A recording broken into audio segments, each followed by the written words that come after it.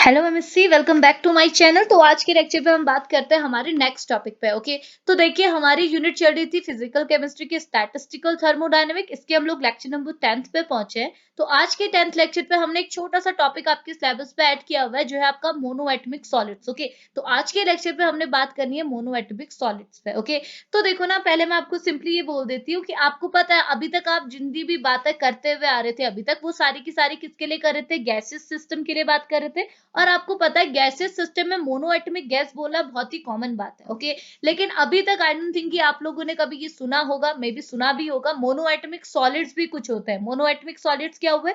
ऐसे सॉलिड जो सिर्फ एक टाइप के एटम से बने। मोनोएटमिक मतलब एक सिंगल टाइप के एटम से बनना। ओके, और देखो बात बनने से ही खत्म नहीं होती। मतलब आपने कोई भी एटम को पकड़ लिया, कोई भी एलिमेंट को पकड़ लिया, अकेला पकड़ लिया, तो उससे बात नहीं होती। हमने क्या है, अगर हम किसी चीज को मोनोएटमिक कंसीडर कर रहे हैं तो वो मोनोएटमिक फॉर्म में अगर है तो वो स्टेबल भी होना चाहिए। समझ में आ रहा? जैसे आपके नाइट्रोजन, नाइट्रोजन भी तो आपकी गैस है। अगर मैं आपको अभी गैस के रिस्पेक्ट में बताऊं, नाइट्रोजन भी आपकी गैस है, ऑक्सीजन भी आपकी गैस है। तो इनको भी आप क्या है, मोनोएटमिक क्यों नहीं कहते? इनको आप हमेशा N2O2 के फॉर्म में क्यों लेते हैं? और आपकी जो दूसरी गैसेस, जैसे आपकी नोबल गैसेस है, जैसे आपकी हीलियम होगी, जिनॉन हो गया, नियॉन होगी, ये गैस, ये भी आपकी गैसेस मॉलिक्यूल है।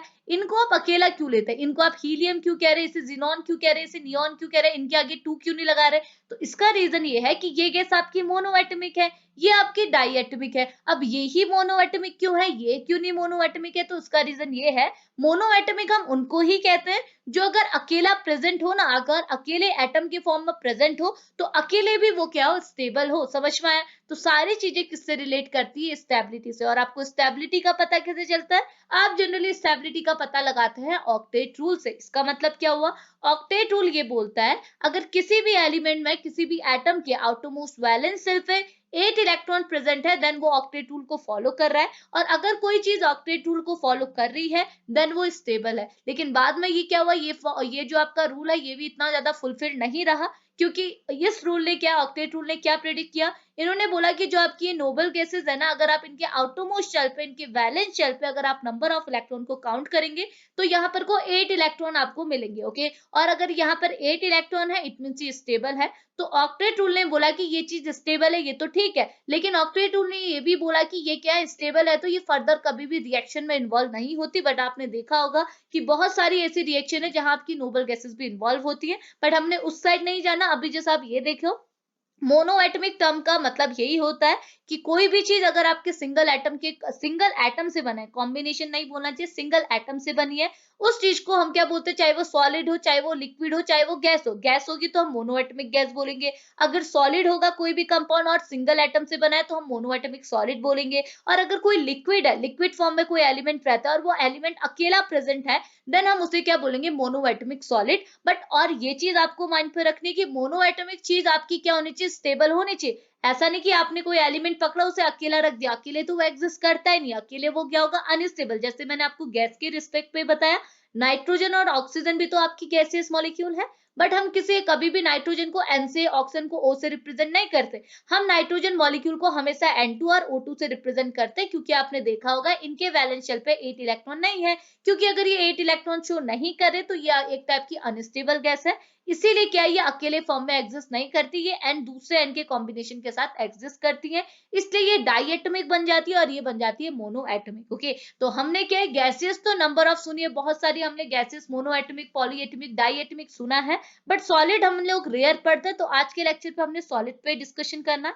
तो स्टार्ट करते हैं, थोड़ा थ्योरी पॉइंट ऑफ व्यू को भी देखते हैं। ओके, तो सबसे पहले ये क्या बोल रहा है कि monoatomic element are the element that are stable in a single atom, यानी कि आपका एलिमेंट अकेला है बट स्टिल वो स्टेबल है। ओके, और ये बोल रहा है मोनोएटमिक, और यहाँ पे जो मोनो मतलब है, मोनो मतलब होता है one, and in order for a element to be stable by itself it need to have a stable octet in a valence selection. Okay, तो अगर आपको किसी चीज को स्टेबल कंसीडर करना है तो आपने क्या है, ऑक्टेट रूल को फॉलो करना होगा। और ऑक्टेट रूल आपको क्या बोलता है? ऑक्टेट रूल बोलता है कि अगर आपके आउटरमोस्ट शेल पे, आपके एलिमेंट के आउटरमोस्ट शेल पे 8 इलेक्ट्रॉन है, देन वो एलिमेंट आपका स्टेबल है, अदरवाइज वो अनस्टेबल हो जाएगा। इतनी चीज क्लियर है। तो जनरली क्या है, हमने हमारी गैसेस के फॉर्म में तो बहुत सारी बहुत सारी मोनोएटमिक गैसेस पढ़ी है, जैसे आपकी हीलियम, जीनॉन वगैरह। बट जनरली क्या है, हमने सॉलिड्स बहुत रेयर देखे। वही चीज यहाँ पर थ्योरी के फॉर्म में लिखा हुआ है। हीलियम और नियॉन को हम लोग, जो नोबल गैसेस है, इन्हें आप मोनोएटमिक क्यों कहते हैं? क्योंकि ये ऑक्टेट रूल को फॉलो करती है। इनके आउटरमोस्ट शेल पे क्या होता है, 8 इलेक्ट्रॉन होता है, इनका ऑक्टेट होता है कंप्लीट। ओके, बट ये क्या बोल रहा है, लेकिन the monoatomic state and state their property are not exactly like a metals. लेकिन क्या है, मेटल्स के केस में, सॉलिड्स के केस में क्या है, आपको जनरली क्या है, मोनोएटमिक स्टेट का ज्यादा डिस्कशन करने को नहीं मिलेगा। क्यों? क्योंकि मेटल्स जो होते हैं ना, मेटल्स कभी भी क्या होता है, ऑक्टेट रूल को फॉलो नहीं करते। और अगर वो ऑक्टेट रूल को फॉलो नहीं करते, इट मींस वो अकेले क्या है, स्टेबल नहीं रह सकते। ओके। और अगर आप सॉलिड्स के लिए बोलेंगे, तो आपको पता है सॉलिड क्या है, सॉलिड कैसे फॉर्म होता है, जब नंबर ऑफ छोटे छोटे पार्टिकल्स एक दूसरे के कंबाइन करते हैं तो आपको सॉलिड देता है। तो अगर यहाँ पर कोई नंबर ऑफ छोटे छोटे से पार्टिकल्स है, तो यहाँ पर को मोनोएटमिक का कॉन्सेप्ट तो खत्म हो जाता है। ओके। लेकिन कुछ एग्जांपल्स हैं जहां पर को आपको मोनोएटमिक सॉलिड्स को देखने को मिलता है। वो एग्जांपल किसका है, वो एग्जांपल और सबसे मेन एग्जांपल है, वो है आपका गोल्ड का। ओके। तो यहाँ पर मैंने लिखा हुआ है गोल्ड।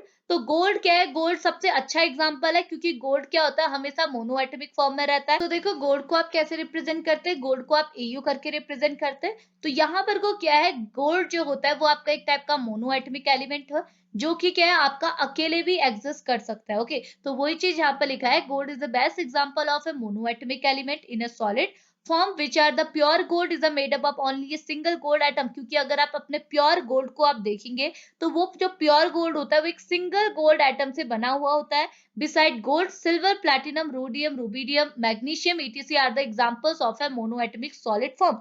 तो ये जो बचे हुए एग्जांपल्स है, silver, platinum, ruthenium, rubidium, magnesium, ये सारे भी सारे क्या है, ये सारे भी एग्जांपल है किसके, एक टाइप के मोनोएटमिक सॉलिड्स के। ओके। और लिक्विड के केस में भी आप देख लीजिए, लिक्विड के केस में भी आपको मोनोएटमिक लिक्विड्स मिलेंगे, जिसमें आपका मरकरी सबसे कॉमन एग्जांपल है। मरकरी क्या है, एक टाइप का मोनोएटमिक एलिमेंट है, जो कि अकेले एग्जिस्ट करता है। ठीक है। तो यही था आपका थोड़ा सा छोटा सा टॉपिक है, ज्यादा इसमें डिस्कशन करने को कुछ है नहीं कि मोनोएटमिक सॉलिड्स क्या होते हैं। ठीक है। तो हमारा ये वाला टॉपिक भी फिनिश हो गया। अब हमारा स्टैटिस्टिकल थर्मोडायनेमिक में एक टॉपिक और बचा हुआ है, हीट कैपेसिटी और उसकी थ्योरीज वाला।